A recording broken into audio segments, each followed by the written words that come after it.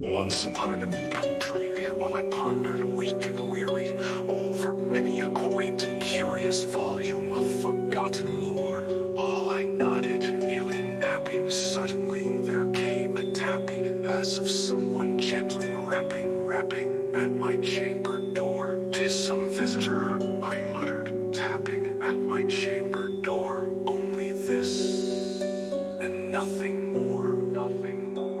Distinctly I remember, it was in the bleak December, and each separate dying ember wrought its ghost upon the floor. Eagerly I wished the morrow, vainly I had sought to borrow from my books surcease of sorrow for the lost Lenore.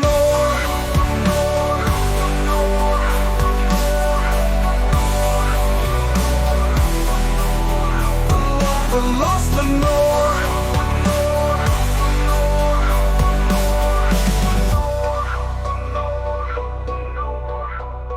For the rare and radiant maiden whom the angels name Lenore, nameless here forevermore.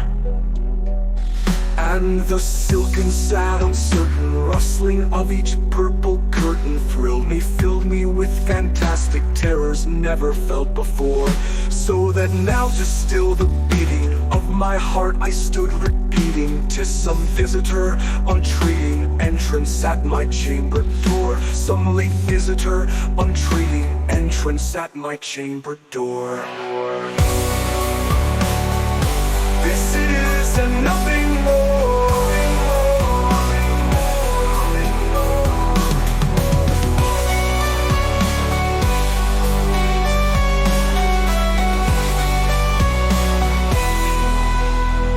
Presently my soul grew stronger, hesitating then no longer. "Sir," said I, "or madam, truly your forgiveness I implore. But the fact is I was napping, and so gently you came rapping, and so faintly you came tapping at my chamber door, that I scarce was sure I heard you. Here I opened wide the door. Darkness there and nothing more. Darkness there and nothing more.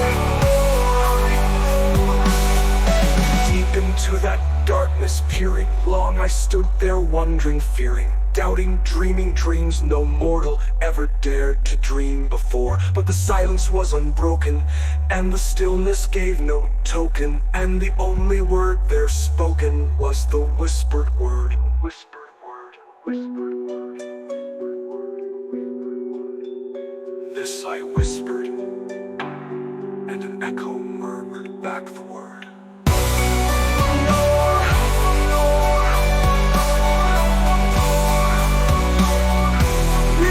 This and nothing more. Back into the chamber turning, all my soul within me burning. Soon again I heard a tapping, somewhat louder than before.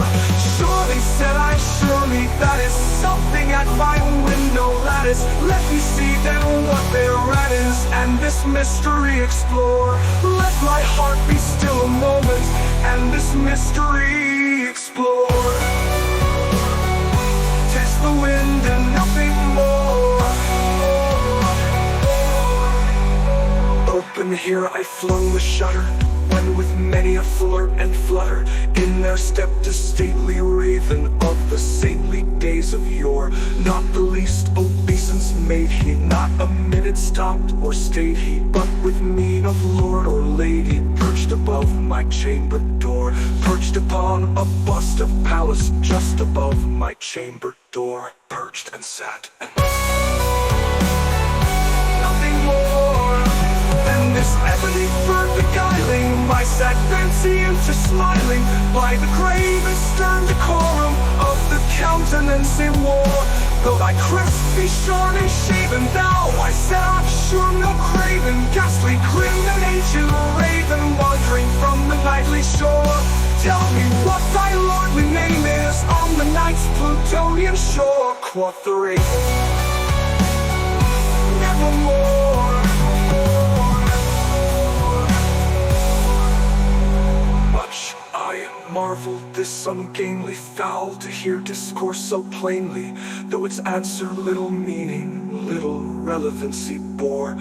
For we cannot help agreeing that no living human being ever yet was blessed with seeing bird above his chamber door, bird or beast upon the sculptured bust above his chamber door, with such name as Nevermore. But the raven, sitting lonely on the placid bust, spoke only that one word, as if his soul in that one word he did outpour. Nothing farther than he uttered, not a feather then he fluttered, till I scarcely more than muttered, other friends have flown before. On the morrow he will leave me, as my hopes have flown before. And the bird said, Nevermore.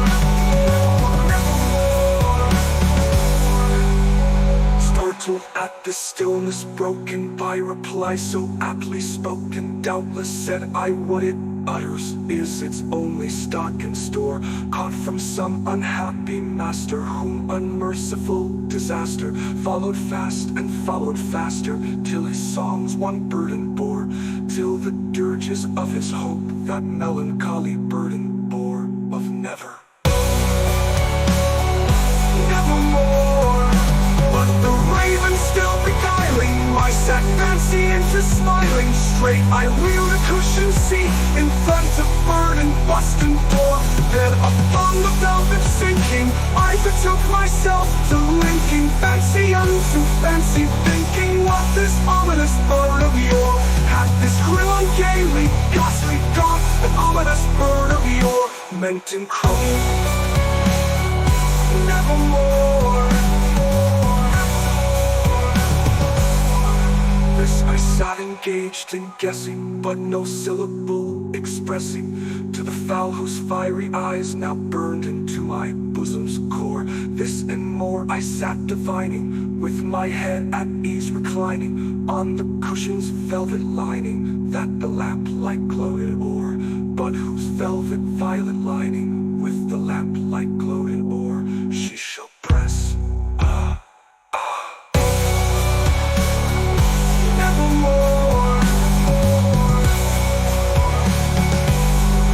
Then methought the air grew denser, perfumed from an unseen censer, swung by seraphim whose footfalls tinkled on the tuft. Wretch, I cried, thy God hath led me, by these angels he hath sent thee, respite, respite, and append thee from thy memories of Lenore. Quoth, oh quoth, this kind append thee, and forget this lost Lenore.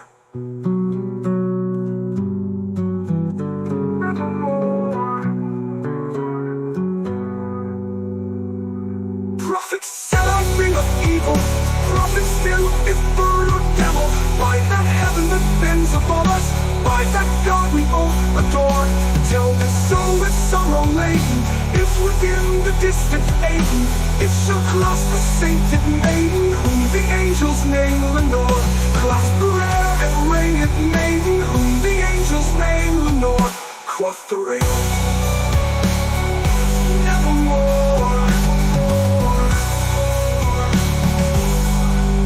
That word our sign of parting, bird or fiend, I shrieked up starting, get thee back into the tempest and the night's Plutonian shore. Leave no black plume as a token of that lie thy soul hath spoken. Leave my loneliness unbroken, quit the bust above my door. Take thy beak from out my heart, and take thy form from off my door.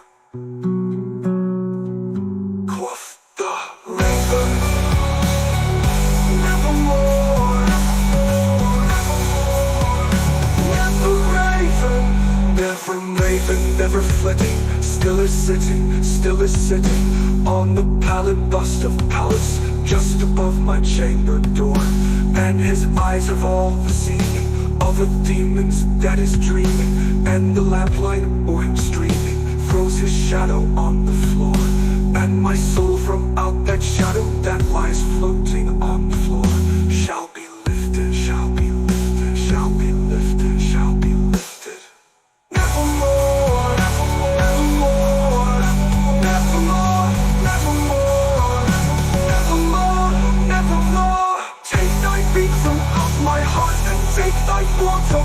white door.